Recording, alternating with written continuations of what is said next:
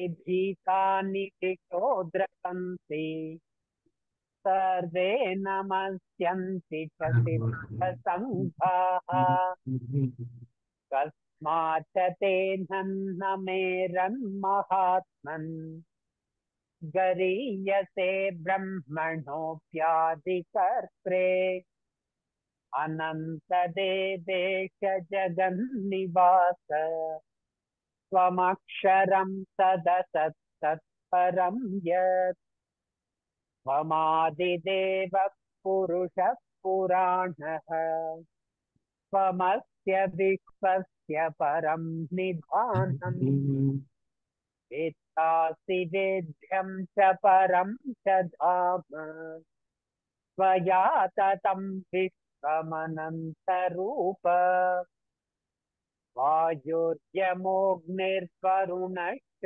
शाङ्कः प्रजापतिस्त्वं प्रपितामहश्च नमो नमस्तेऽस्तु सहस्रकृत्वः पुनश्च भूयोऽपि नमो नमस्ते नमः पुरस्तादथ पृष्ठतस्ते नमोऽस्तु ते सर्वत एव सर्व अनन्तवीर्यामितविक्रमस्त्वम् सर्वं समाप्नोषि ततोऽसि सर्वः सखेति मत्वा प्रसभं यदुक्तम् हे कृष्ण हे यादव हे सखेति अजानता महिमानं तवेदम् मया प्रसादात् प्रणयेन वापि यच्छावहासार्थमसत्कृतोऽसि विहारशय्यासनभोजनेषु एकोऽथवाप्यच्युत तत्समक्षम् तच्छामये त्वामहमप्रमेयम् पितासि लोकस्य चराचरस्य त्वमस्य पूज्यश्च गुरुर्गरीयान् न तत्समोऽस्त्यभ्यधिकः कुतोऽन्यः लोकत्रयेऽप्यप्रतिमप्रभाव तस्मात् प्रणम्य प्रणिधाय कायम् प्रसादये त्वामहमीशमीड्यम् पितेव पुत्रस्य सखेव सख्युः प्रियः प्रियायार्हसि देव सोढुम् अदृष्टपूर्वं हृषितोऽस्मि दृष्ट्वा भयेन च प्रव्यथितं मनो मे तदेव मे दर्शय देवरूपम् प्रसीद देवेश जगन्निवास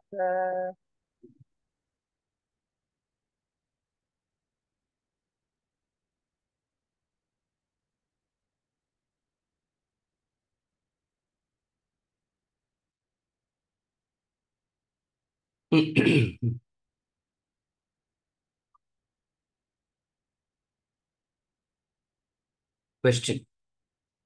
Verse 27, chapter 11. Could you please differentiate the following? Magnification, imagination, hallucination, justification. There must be some distinct difference between the four. Understanding these differences can alert oneself to avoid these modes during receipt reaction response. Okay.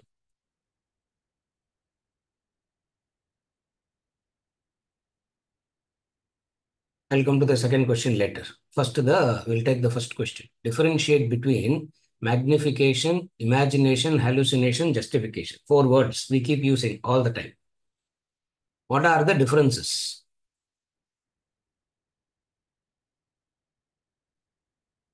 Hallucination is seeing that which is not there. Your mind is creating it. It is not there. Hallucination is where The sensory perceptions are not involved at all. Jnanendriyas is not involved at all. The mind simply imagines. So, hallucination is the mind's imagination without the participation of Jnanendriyas. That is called hallucination. You follow? Supposing if you say, only I saw a person sitting next to you, sir, in the class right now, next to me. Is there anybody sitting right next to me? Nobody is there. But the mind can project. Where jnanendriyas are not involved, but the mind goes on creating is called hallucination. This is the definition of the word hallucination. Magnification means jnanendriyas show you something, the mind exaggerates it. You able to follow? Second, magnification is the jnanendriyas show you something. The senses tells you that there is a pain. For example, let us say the senses will tell you that you have a back pain. Mind can pick it up and magnify it and feel completely crippled by it. That is magnification. So what is the difference between hallucination and magnification? In hallucination, jnanendriyas is not at all. That's why we say don't, we say that person is mad. Mad person only will sit and hallucinate. Magnification. Most of the time we don't hallucinate, but we magnify. What is magnification? Something is seen and the mind tends to make it so big. That is magnification. What is the third word? Justification and imagination. Justification.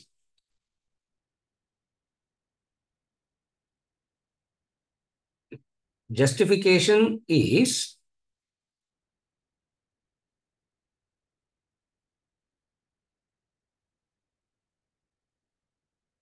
the mind decides, the conclusion happens first, and then reasoning will support to justify, and then reasoning will be taken as a support to aid your conclusion. That is called justification.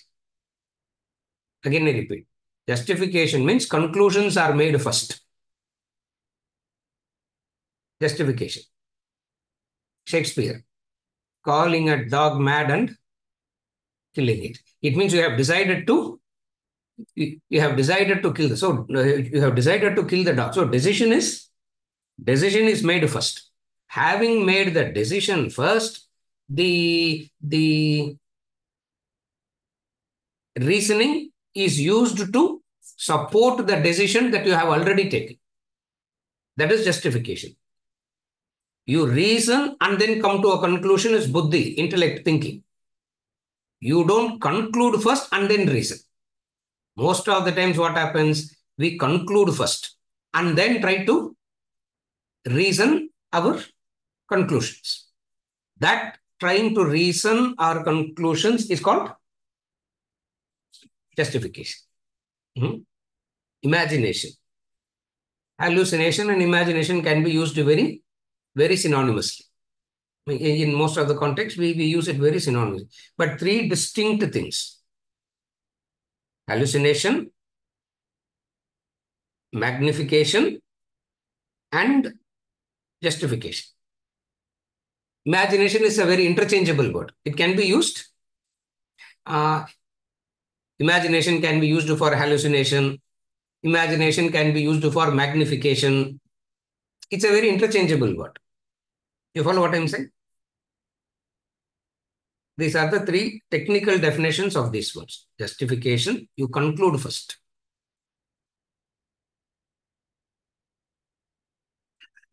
What is justification?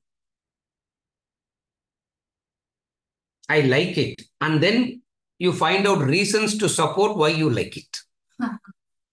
I dislike it. And then you find the reasons to support why you dislike it. Isn't it? That's why we always say this. I always say this, no.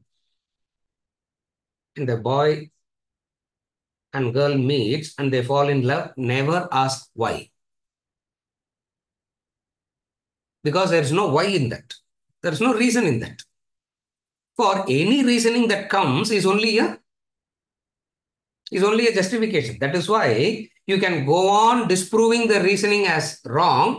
Finally, at the third step, the boy will say, just leave me alone. I just like.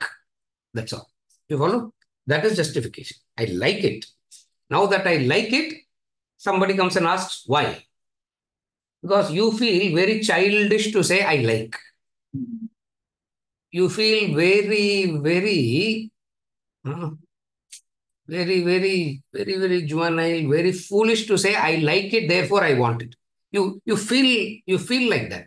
Therefore, in order to prove to yourself that you are very wise, in order to prove to yourself that you are very wise, and in order to prove to others also that you are very wise, what will you do? You come up with reasonings. Those reasonings are called justifications. You follow? Hallucination is very simple. Jnanendriyas is not at all involved in it. Jnanendriyas is not involved. Mind is simply projecting. Like, for example, take the exaggerated case. People say hearing voices. Hearing voices. There is nobody there talking. Because there is the ears of the ear as a Jnanendriya is not involved at all. The mind does it. That's called hallucination. You follow? These are the differences. In the same way, there's one or two words, the word judgment and assessment. How do you distinguish those two words? Don't continue the conversation. These are the three words that is asked, that is explained. You want to ask those two words, bring it up in the next one. Naranji. இங்கதான் அதெல்லாம் தைரியமா சொல்லுவாங்க. All the courage I'll get only now. Sudhir, you know that, no? All the courage comes only now. After the class, I will be exactly like you. I will be exactly like you only. So don't. We are in the same boat. Next question.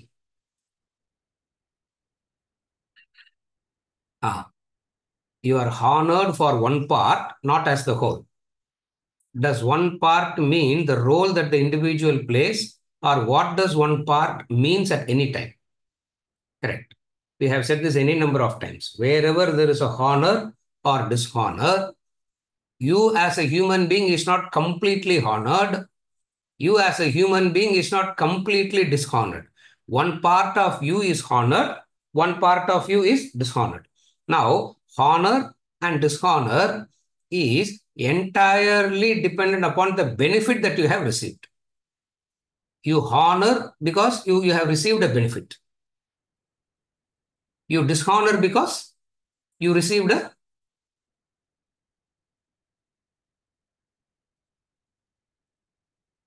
when you have received a benefit, you will honor. When you will dishonor, when you feel dejected, disappointed. You follow what I'm saying? So honor or dishonor is directly related to the benefit that you have received from that source. You look at the person as a father, you may not have received any benefit at all from that person because the person has no time for you at home.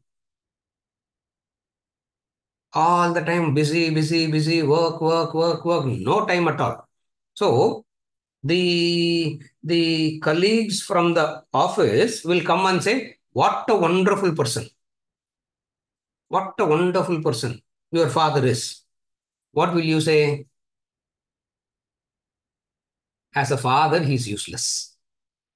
Why? Because there is no benefit that person derived. If somebody is honoring, a benefit is derived. If you are dishonored, there is no benefit that is derived. You follow? And it directly connected to the role that you play. the role, beneficial role, not just the role. Any role will not be honored or dishonored. A role that has to be of some benefit to you. Beneficial role will be honored. Not so beneficial role will be dishonored. You follow? Therefore, it is directly related to the not just the role per se, the benefit or not the what you receive from that person. You follow? Part is always role. Part is always the beneficial aspect of the role, not just the role. That's why I gave this example, not just the role.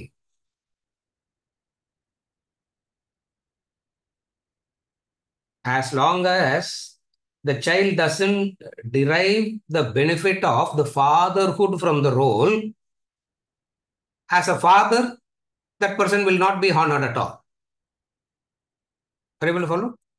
Einstein was honored because of what? That part of the scientist was beneficial. That part of the Einstein, which was a scientist, which was beneficial to the humanity, was honored. Hitler was dishonored. He has to commit suicide and shoot him. Why? Because that part of him was so destructive. You follow? A beneficial role will be honored. A destructive role will be dishonored. Are you able to follow? Therefore, it is not just the role, whether the other has received benefit or not. Are you okay till now? Honor and dishonor comes from whom? Internal or external? Honor and dishonor is always from the external. Somebody honors you, somebody dishonors you. No. Will you award yourself?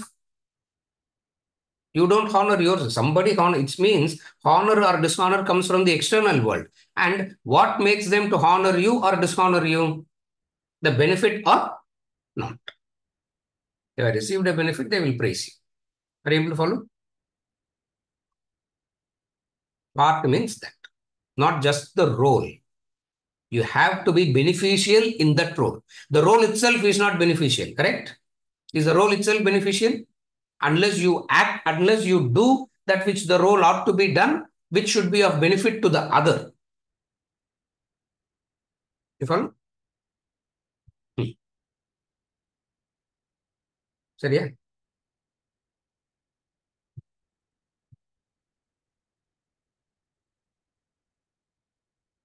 Is it okay? Assessment and judgment. Later. Assessment and judgment. I said later, not.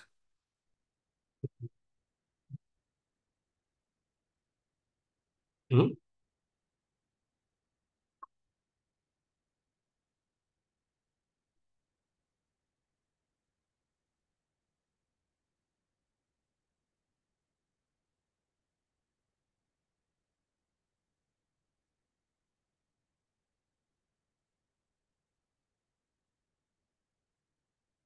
Chapter 2. Arjuna said, Sishyasteham Shadimam Tvam Prapannam. Chapter 2. Chapter 4. Tadviddi pranipatena pariprashyena sevaya vadekshante tu jnanam jnaninas tattvadarshinaha. Verse number 34 of chapter 4. Mundakopanishad. Pariksha lokan karmachitan brahmano nirvedam samitpani shrotriyam brahmanishtam.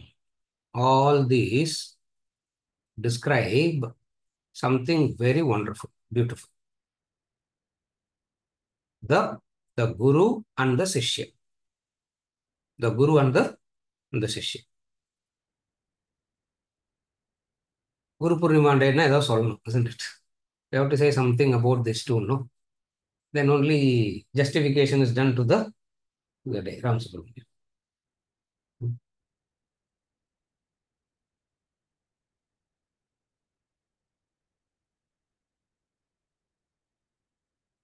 Not only we offer worship to our Guru, but also to the Guru Parampara. It is not worshipping a Guru. It is worshipping the entire Guru Parampara. Why do we worship the entire Guru Parampara? We worship the entire Guru Parampara because our Guru enjoys his status because of his Guru. His Guru enjoys the status because of his Guru. There is no Swayambhu, no. There is no Swayambhu Guru. There is the entire Parampara. So that is why on Guru Purnima we worship the entire Guru Parampara. And if you keep working and if you keep going backwards, ultimately where will you end? The Brahman itself becomes the first Guru. Sadashiva Samarambha, Shankaracharya Madhyama, Asmadacharya Pariyanta, Vande Guru Parampara. That's a Guru Parampara shloka. In one tradition, Narayanam, Padmabhuvam, Yogindram, the another Guru Parampara have their own shloka. But nevertheless, there is the entire Parampara that is always worshipped. This Parampara is what is called as tradition.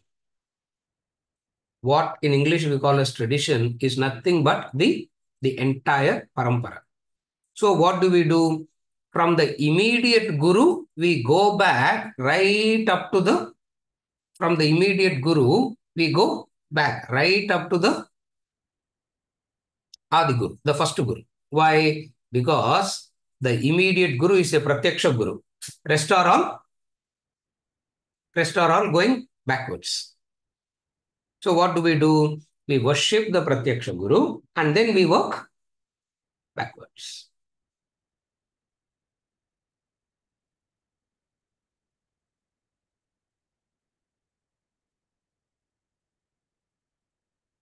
A Guru can be worshipped from various angles.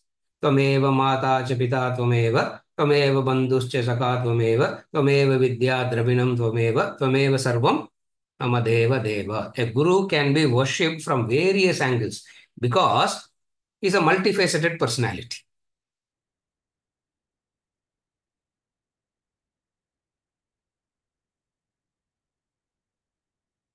We worship the Guru primarily because he is the giver of knowledge. There are other facets of the Guru. Carefully follow. There are other facets of the Guru also. But the primary thing for which the Guru is worshipped is because of what? Is the giver of knowledge.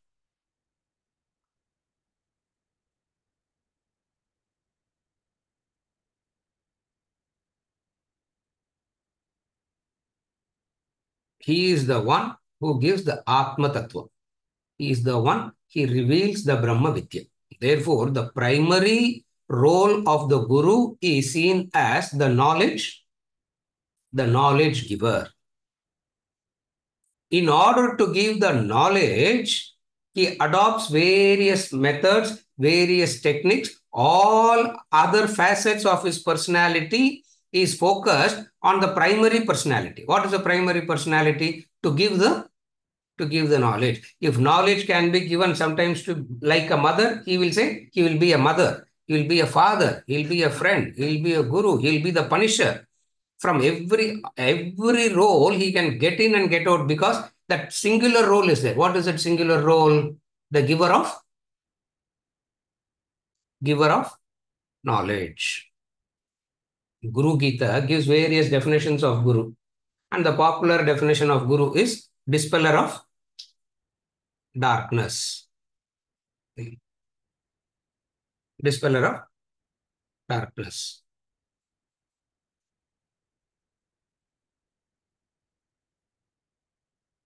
Darkness, just as everything in life is internal and external, darkness is also of two types, internal and external.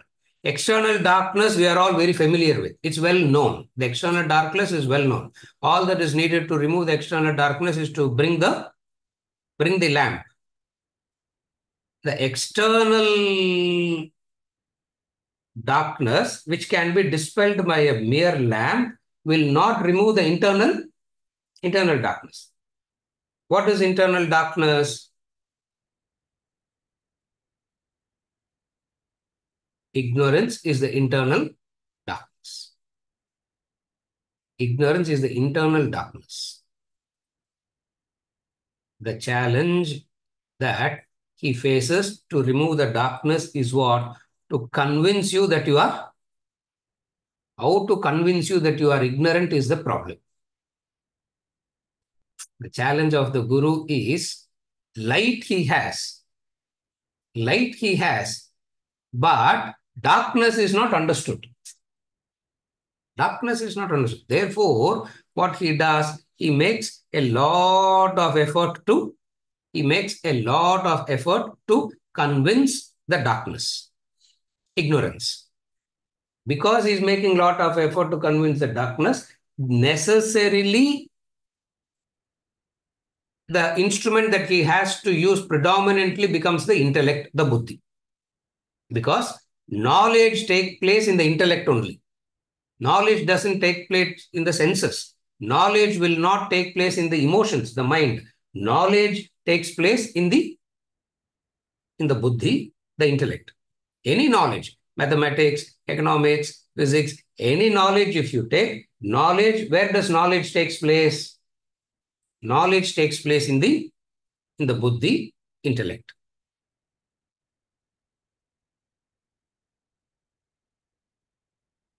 Whenever the intellect is involved, logic and reasoning is involved by default, isn't it? Wherever the intellect is involved, by default, what is involved? Logic and reasoning is involved. So,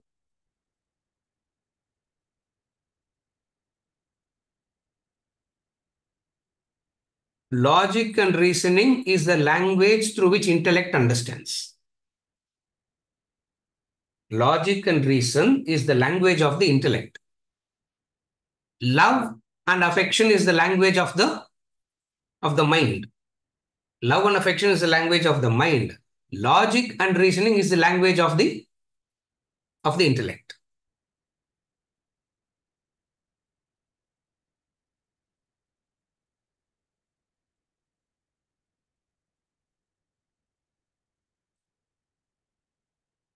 Here comes a very big problem.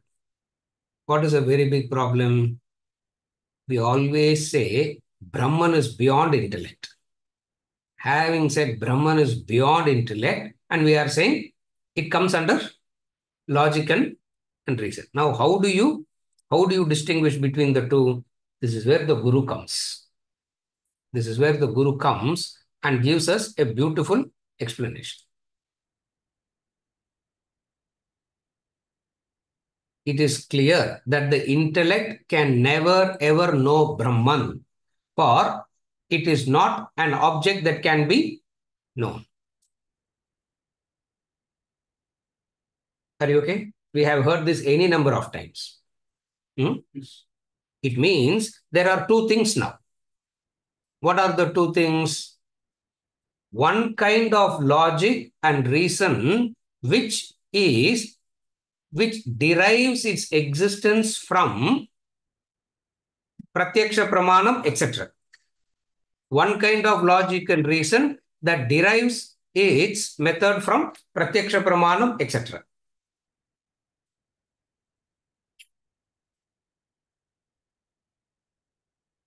That which is dependent on pratyaksha pramanam, etc. is called non-scriptural tarka, logic and reason. Non-scriptural logic and reasoning. Distinct and different from the non-scriptural logic and reasoning is the scriptural logic and reasoning. In both the cases, logic and reason is involved. The difference is what is the pramanam. For all other sciences, pratyaksha pramanam and inferences based on the pratyaksham becomes the source of data. And then you gather logic, reason, conclusion, etc. When it comes to Brahma Vidya, Atma Vidya, we cannot have a buddhi that is dependent upon, we cannot have an intellect that is dependent upon the logic and reason that is dependent upon pratyaksha pramanam and allied pramanams. That is why we say God cannot be seen. God cannot be felt. God cannot be thought about. For God is not an ideology as an intellectual concept. God is not something that you can feel, nor God is something that can be seen. Then what is the role of tarka, logic, reasoning, etc.? The buddhi that is backed by the scripture. A buddhi that is backed by the scripture.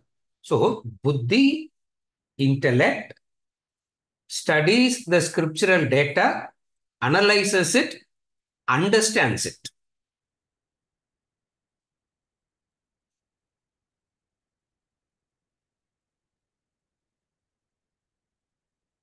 Because it is the intellect that is involved,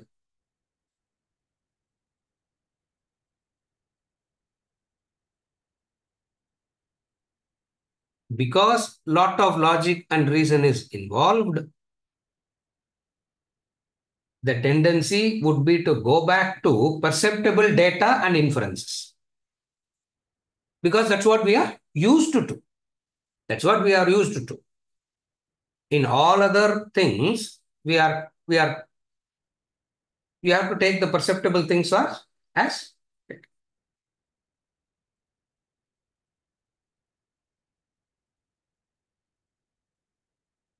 the intellect will not accept that which is not irrational. Some reasoning is required. Whether it is right reasoning or wrong reasoning, that is a different subject altogether. But nevertheless, some kind of reasoning is required. And that which helps us with that some kind of a reasoning that is why that helps us to do inquiry and understand where does data come from the Shastras. That's why it's called Shastra Vichara. The buddhi that gathers data from the Shastras alone and analyzes the data that which it has gotten from the Shastras and not being reliant upon the Pratyaksha Pramanam and other types of Pramanams. This is how Brahma Vidya happens. Mudila sir, head is spinning already. Yeah, the head is spinning already. It's lost. Somewhere in the 15 minutes back only we lost you completely.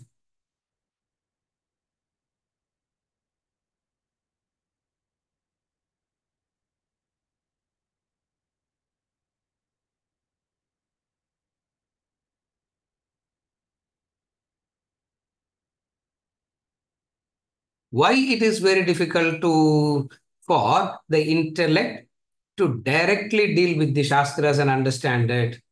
Because the Shastras have their own unique method of communication.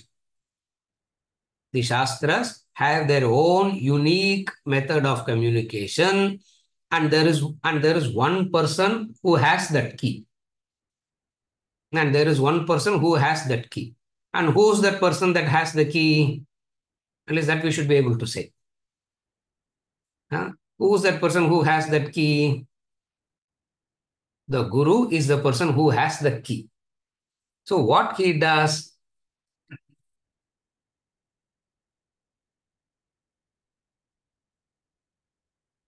he opens it up and teaches us rightly.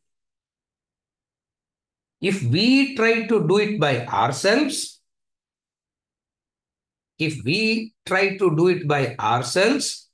not only we will not understand, we will end up misunderstanding.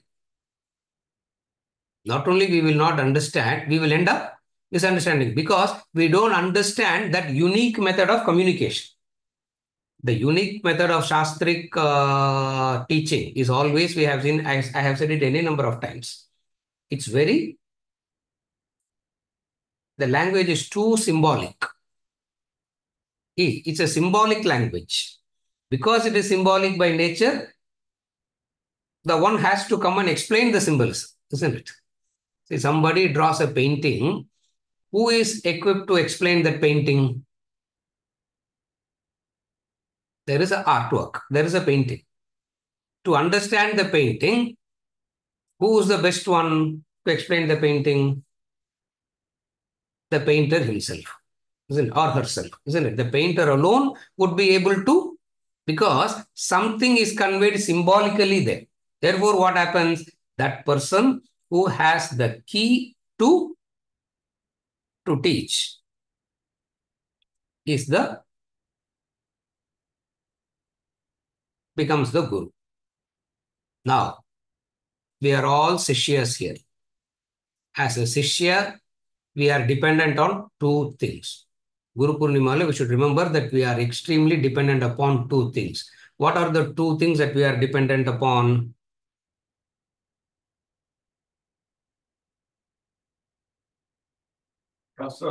Shastras and Guru. Correct. Ram Subramanian. Correct. Shastras and Guru. I cannot just go and sit at the feet of the Guru and say, I don't want Shastra, sir. I just like you, sir. I love you so much. I want to serve you. Without the Shastra, going to the Guru is useless. Leaving the Guru and keeping the Shastra alone is also useless. Therefore, we remember, all the time we remember what? We need both the combination. What is the combination that we always need? Shastras and the Guru. Of the two, what is more important? Of the two, what is more important? Is key important or lock important? Only when both coexist, it is meaningful. Just the key alone, the Guru, no lock. What is the use? You have hundreds of locks at home, which are the books, the Shastras, the scriptures. No key. What is the use of it? So the very question that what is of the two, what is more important is redundant. It's a wrong question to ask. It's a wrong question to ask. Of the two, what is more important? One is meaningful because of the other. Shastras without the key and the key without the Shastras. So on Guru Purnima, is like Ayuda Puja. We worship the key today. Remember, Guru Purnima is like Ayuda Puja. Like Ayuda Puja, you understand, no? And the Ayuda Puja, we worship all the carpenter will worship the carpentry tools. The plumber will worship the plumbing tools. The doctor will worship the stethoscope. I don't know. The doctor will worship the stethoscope. What will a business person worship? Maybe the safe box, isn't it? Where the cash is? The cash is kept out of the account books. Everybody worships that. So Guru Purnima is a beautiful day where the key is worship. 364 days we are worshipping the Shastras. Tasmat Shastram Pramanam Te. Tasmat Shastram Pramanam Te. We have never said Tasmat Guru Pramanam Te. Krishna never said Tasmat Guru Pramanam Te. Tasmat Guru Pramanam Te. The entire year we keep worshipping only the Shastras. One day we worship the key. And that day happens to be today. How did the Guru get the key? He got the key from his Guru. How did that Guru get the key from their Guru? That's how it's the unbroken lineage of transference of keys. That's the entire Guru Sishya Parampara. The entire Guru Sishya Parampara is nothing but the endless this one transfer the key to the next. And how do they do it? The methodology that is adopted is The methodology that is adopted is the Tarka Mima, the logic, reason, analysis, etc. When logic, reason, analysis is done, keeping Shastra as the Pramanam, it is called Mimamsa. Again, I repeat, when logic, reason, analysis, when logic, reason, analysis is applied, keeping Shastra as the Pramanam, it is called Mimamsa. Self-realization happens. When logic, reason, analysis keeps Pratyaksha Pramanam, Pratyaksha as the Pramanam, material sciences advances. Again, I repeat, material sciences advances when Pratyaksham and Anumanam, etc. is kept as the Pramanam. When Pratyaksham and Anumanam is kept as the Pramanam, material sciences evolves. When Shastra is kept as Pramanam and logic, reason, analysis is done, material sciences will not evolve. What will happen?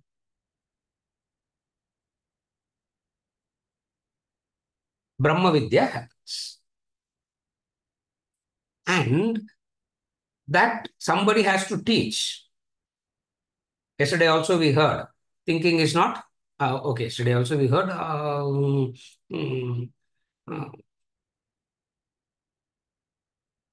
he was saying, thinking is not natural. You need to train to develop thinking. Thinking doesn't come naturally. Breathing comes naturally. Emotions comes naturally. Thinking doesn't happen naturally. Thinking in the sense of right thinking. So, in order to do the right thinking, Shastra has to be taken as the Pramanam, and logic, reason, analysis are done taking Shastram as the Pramanam. When Shastram is taken as a Pramanam and logic, reason, analysis is done, that is called Mimamsa, and that the result of that is Brahma Vidya, Atma Vidya. And that language is so unique. Why that language is so unique? Because a lot of misunderstandings can happen. The problem today of the Shastra, it is completely misunderstood. Why? Because the key has become irrelevant. Self-learning has become relevant. Shastra is written in a way where self-learning should not. Whenever we talk about self-study, it's not you picking up the book and reading. You pick up the book and read under guidance. It's implied. Swadhyaya, whenever even when we talk about Swadhyaya, why under guidance is not mentioned? It is so common sense it is. Imagine a society where all the books on medicine is available in the library. Anybody can go and pick up a book from the library, read that book and become a doctor. What will happen to that society? No guidance is required, sir. We can do it by ourselves because we have learned. Self-help is the best help. Uddared Atmanatmanam in Krishna. Krishna also has said it in Bhagavad Gita. Therefore, raise yourself by yourself. You make yourself or you mar yourself. We have heard all this any number of times. Therefore, self-help is the next help. Completely misunderstood. Follow? It is completely. So it is so obvious that learning always happens under guidance. Under guidance.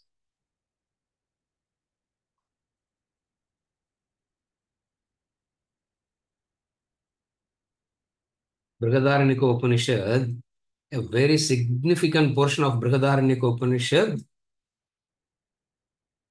enumerates the Guru Sishya Parampara. The a whole lot of list is given. Krishna touches the parampara very, very, very broadly. In chapter 4, he touches the parampara. Imam vivasvate yogam Proktavan aham avyayam. This imperishable knowledge is given by Vivaswan. Vivaswan to Manu. Manu to Ikshvaku. Ikshvaku to the rest. By the long lapse of time, this knowledge is lost. Again, I have come back to restore the parampara. Therefore, in the Bhagavad Gita, he gives a list of parampara. Brihadaranyaka Upanishad spends a lot of time on enumerating the entire list, the entire Guru Parampara is given there. This person is given to this person is given to this person, his son, and beyond a point, the names will simply keep getting repeated. It is like saying John 1, John 3, John 5. No. They keep saying, no. John 1, Bush Senior, Bush Junior. Isn't it? The names are kept like that, isn't it? And if you remember, the third generation name, every third generation will be repeating the same name. That because the parampara, that is the parampara. Therefore, if you read the Brihadaranyaka Upanishad, same names you will find it getting repeated a lot, again and again and again. They spend a lot of time in the parampara.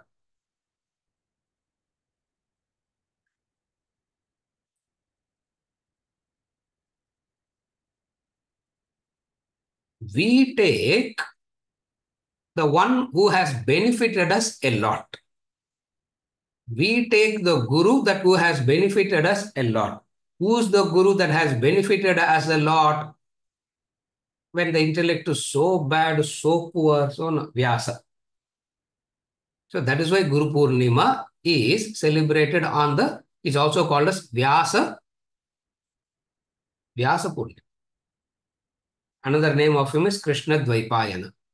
That's why when we do the Rishi Yajna, every day when we do the Rishi Yajna and we pray to the Rishis, we don't start from Vasishta Vishwamitra. We start from Krishnadvaipayanadaya ye rishaya tan rishin. Krishnadvaipayanadaya. We start worshipping from Vyasa. Why? Because Vasishta, Vishwamitra, they all have done extraordinary contribution. That buddhi has become so poor that keys and all have become so useless. Vyasa became a very useful key. Vyasa became a very useful key because he codified it. Not only he segregated it into the four things, he gave the Brahma Sutra. Not only he gave the Brahma Sutra, he gave the Puranas, etc. After a period of time,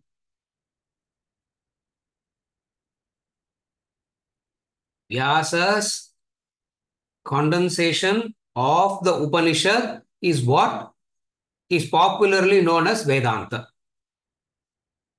Remember that. Vyasa's condensation of the Upanishads is what is popularly nowadays called as Vedanta. That's called Sutram, Upanishad Sutram. Upanishad Sutram is called Brahma Sutra.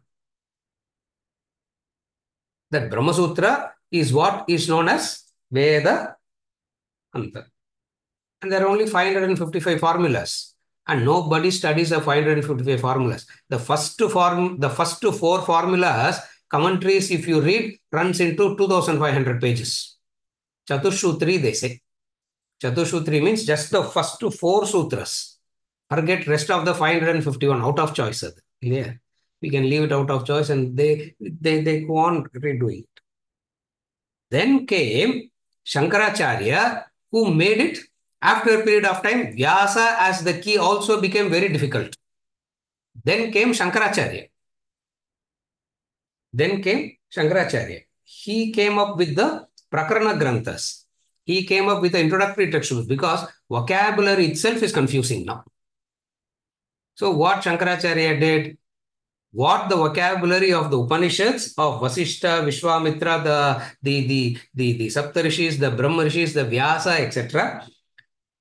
He said, learn the vocabulary first. He he told us learn the vocabulary first. And to help us learn the vocabulary, he gave us Atmabodha, Vajagovindam, Tattvabodha, Viveka Chudamani. All these books is written to introduce us the words of the scriptures. So by learning the words of the scriptures, you can, after a while, Shankaracharya also becomes very confusing. Another guru comes. Another guru comes. Therefore, if you see the entire Guru Parampara now, one guru is unlocking their guru. Are you able to follow the Guru Parampara now? That guru, the immediate guru will be unlocking their guru. And that guru will be unlocking that guru. If you go backwards and backwards and backwards, where did they start? Unlocking Brahman. That Brahman has to be unlocked. அது எப்படி பண்றது? அதுதான் challenge. How to do that? They did it so beautifully. Because they have done it so beautifully, we are all sitting here enjoying the benefits for free. You know, the best benefits are given to us for free. The highest things are given to us for free. The noblest of things is given to us for free. Imagine sun were to send us bills for sunlight. What will happen? No? If Varuna has to send us bills for rains, what will happen? The best of the things, noblest of the things are given to us for. Therefore, what they do, the Brahma Vidya, which is the bestest, if at all there is a word called bestest, I don't know. If it is not there, we will create. What is the problem? Everybody is creating, no, we will also create. That knowledge is, and human beings have a weakness. What is the weakness? Since the best of the things have come to us for free, we don't even understand the value. We understand the value of gold. Why? Because it doesn't come to you for free. You don't understand the value of pebble because it comes to you for free. We understand the value of the bottled water because it comes with a price. We don't understand the value of Lord Varuna. Why? Because it comes for. And these masters have been unlocking. Human weakness is to take things for free. Therefore, what do? This Guru Purnima is a remembrance of the Rina Siddhanta. That Guru Purnima is a remembrance of the Rina Siddhanta. Rina Siddhanta of indebtedness. Rina Siddhanta of indebtedness. Do you follow? So on Guru Purnima, we remember the Rina Siddhanta indebtedness.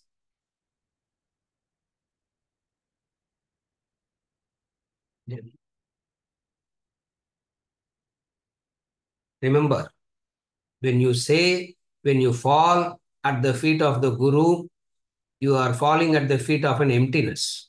Remember that. In your eyes, there is a Guru sitting there. Remember, when you are falling at the feet of the Guru, you are falling at the feet of an emptiness. You understand that, no?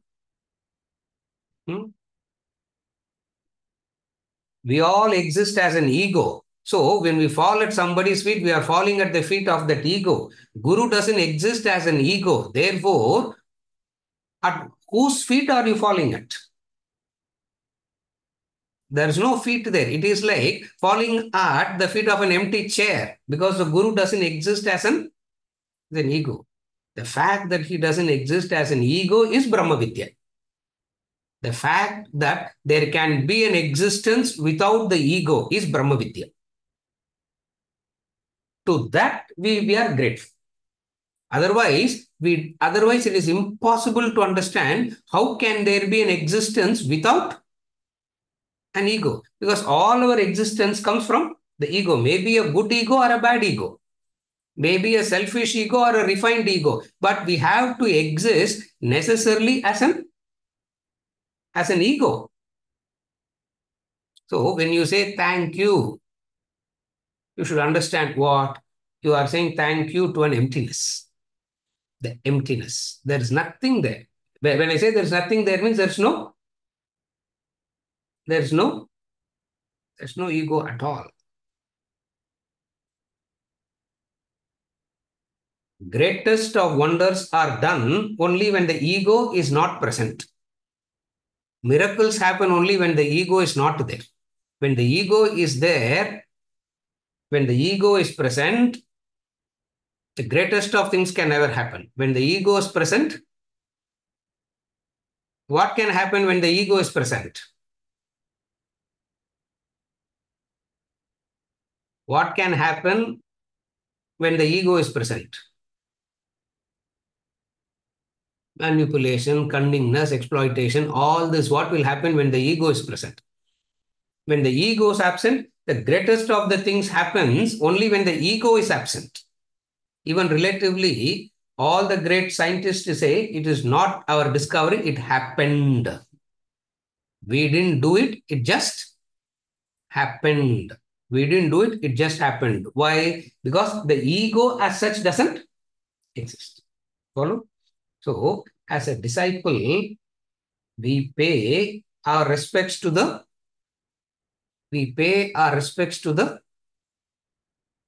key. Unbroken lineage. That Guru Sishya Parampara is the unbroken tradition, the unbroken lineage. Dakshinamurti taught through silence, which was not understandable. So somebody opened that key.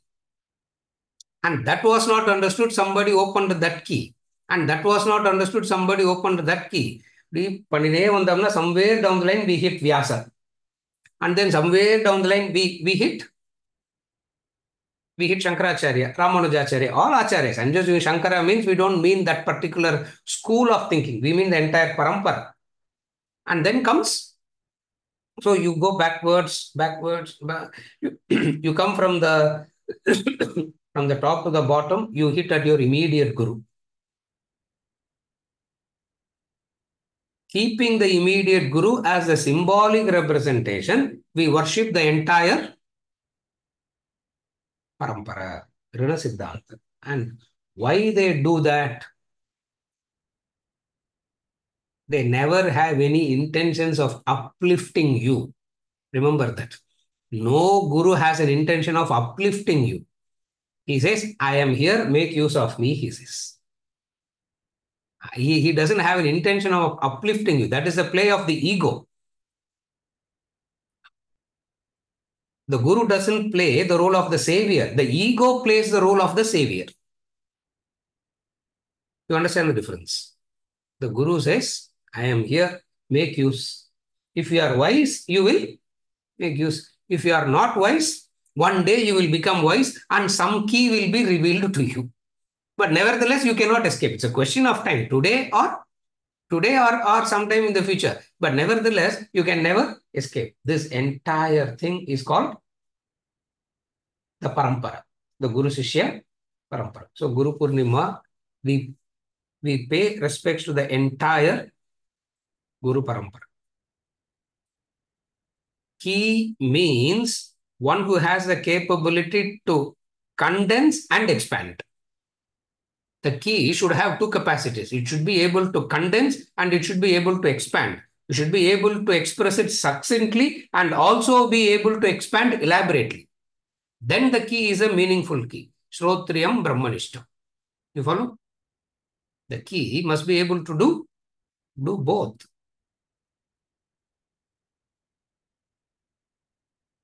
Vyasa does it. Vyasa who gave the Brahma Sutra wrote the 18 Puranas. 18 Puranas. And the Mahabharata. And the Bhagavatam. See, of the Puranas, Skanda Purana itself has 84,000 verses. Mahabharata itself has almost 100,000 verses. Bhagavatam has, it means that which he can say it in 3 words, he can expand it into 400,000 verses also he can expand. What is that person's ability? What is that person's capacity? That which he can be given in a formula and that which can be expanded also.